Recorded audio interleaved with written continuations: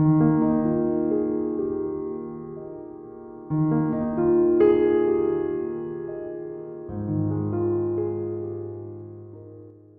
saudara-saudara yang terberkati di dalam Tuhan Yesus Kristus.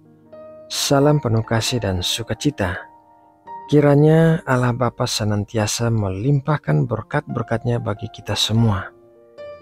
Mari kita mempersiapkan hati kita sebelum mendengarkan firman Tuhan. Bapa kami yang ada di sorga, terima kasih buat sepanjang hari yang telah berlalu dengan baik. Kami percaya Engkau telah menyertai dan menolong kami. Sebentar lagi kami akan bersatu teduh untuk mendengarkan firman-Mu. Kami mohon agar Engkau membuka hati dan pikiran kami untuk menerima pengajaran-Mu. Bimbinglah kami agar kami dapat memahami kehendak-Mu dan menerapkannya dalam kehidupan kami sehari-hari. Kami juga mau berdoa untuk orang-orang yang sedang sakit dan menghadapi masalah saat ini. Kiranya Engkau menjamah dan menyembuhkan setiap orang dari penyakit yang mereka alami. Berikanlah juga kekuatan dan jalan keluar bagi setiap permasalahan mereka. Terima kasih Bapa. Kami berdoa dalam nama Tuhan Yesus Kristus. Amin. Saudara yang terkasih di dalam Tuhan Yesus, setiap hari di sepanjang kehidupan kita harus mengambil keputusan. Dimulai dari keputusan-keputusan yang kecil seperti akan memakai baju apa hari ini, sampai kepada keputusan-keputusan besar seperti akan pergi ke ladang misi atau tidak. Sangat wajar apabila kita ingin memastikan bahwa kita selalu mengambil keputusan yang tepat, karena beberapa keputusan yang salah dapat menyebabkan akibat yang fatal dan berjangka panjang. Firman Tuhan dalam Mazmur 25 ayat 12 tertulis demikian. Siapakah orang yang takut akan Tuhan? Kepadanya Tuhan menunjukkan jalan yang harus dipilihnya.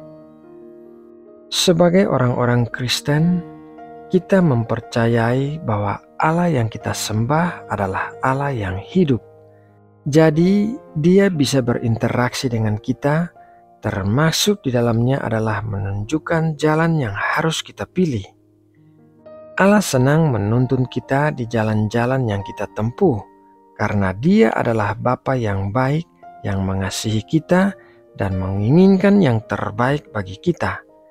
Namun demikian, ada beberapa hal yang perlu kita perhatikan apabila kita ingin menemukan tuntunan yang jelas dari Allah.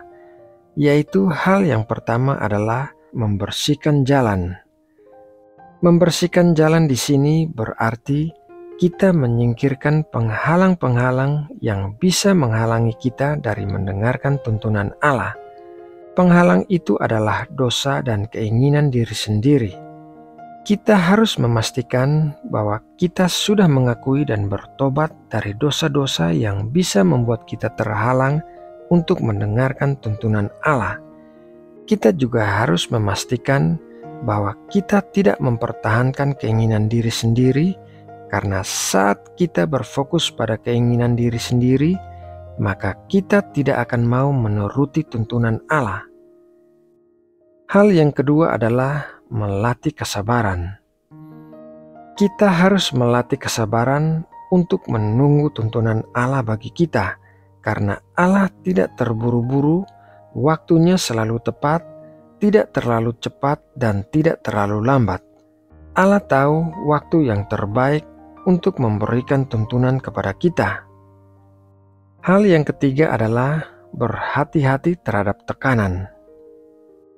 Saat kita mengambil keputusan, biasanya ada tekanan dari dalam dan luar. Tekanan dari dalam misalnya ketakutan-ketakutan seperti takut kehilangan, takut kalah, takut mengalami ketidaknyamanan, dan lain sebagainya. Tekanan dari luar misalnya dari orang-orang dan keadaan itu sendiri. Tekanan dari dalam dan dari luar ini bisa menjadi penghalang untuk kita mendapat tuntunan Allah. Hal yang keempat adalah berdoa. Berdoa tentu saja merupakan hal yang paling penting dalam proses menemukan tuntunan Allah yang jelas bagi kita. Di dalam doa, kita tidak hanya menyampaikan segala permasalahan kita kepada Allah, melainkan juga menunggu Allah berbicara kepada kita. Hal yang kelima adalah memegang janji-janji Allah. Janji-janji Allah merupakan hal yang penting karena tuntunan Allah tidak mungkin bertentangan dengan firman-Nya. Oleh karena itu, kita harus mengenal Allah melalui firman-Nya agar kita bisa membedakan yang manakah yang benar-benar merupakan tuntunan Allah, karena hal itu pasti selaras dengan firman-Nya. Hal yang keenam adalah merasakan damai sejahtera. Damai sejahtera adalah sebuah indikator bahwa kita sudah menemukan tuntunan Allah bagi kita. Damai sejahtera yang dari Allah berbeda dari damai sejahtera yang diberikan oleh dunia. Damai sejahtera Allah membuat kita merasakan ketenangan jauh di dalam dasar hati kita, meskipun keadaan di sekitar kita belum berubah dan meskipun orang-orang di sekitar kita tidak berubah. Saudara yang terkasih dalam Tuhan Yesus, demikianlah renungan firman Tuhan malam ini. Semoga memberkati dan menguatkan kita semua. Mari kita berdoa untuk menutup renungan ini. Bapa Surgawi, terima kasih atas firman-Mu yang baru saja kami dengarkan. Kami bersyukur karena Engkau telah memperlihatkan kebenaran-Mu dan mengarahkan hati kami dalam pengertian yang lebih dalam. Saat ini kami juga memohon agar Engkau menguatkan firman ini dalam hidup kami. Jadikanlah sebagai suatu pemberitaan yang hidup dan nyata dalam setiap tindakan, perkataan, dan pikiran kami.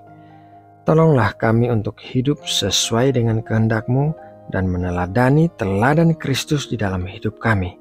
Dan kiranya Roh Kudus terus mengajar dan membimbing kami melalui firman-Mu. Berikanlah kami hikmat dan pemahaman yang lebih dalam tentang maksud-Mu. Tolonglah kami untuk hidup dalam kebenaran dan memuliakan Engkau di dalam segala hal.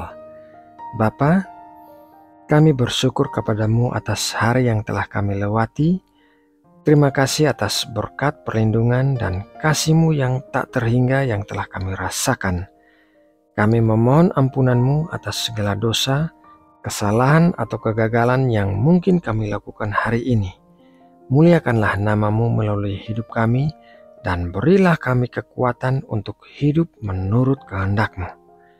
Di saat ini, ketika kami bersiap untuk beristirahat, kami meminta agar Engkau memberikan kami tidur yang nyenyak dan istirahat yang menyegarkan.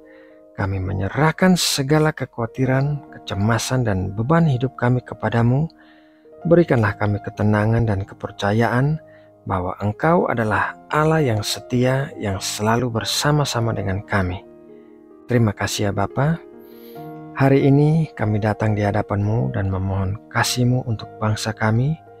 Limpahkanlah hikmat kepada para pemimpin kami, baik di tingkat pemerintahan maupun di tingkat masyarakat. Berikanlah mereka kebijaksanaan dalam mengambil keputusan yang berdampak positif bagi rakyat Indonesia. Kuatkanlah persatuan dan kesatuan di antara rakyat Indonesia, dan tolonglah kami untuk menghormati perbedaan, saling mengasihi, dan bekerja sama untuk memajukan negeri ini. Terima kasih ya Bapa. Dalam nama Tuhan Yesus Kristus, kami berdoa dan mengucap syukur. Amin.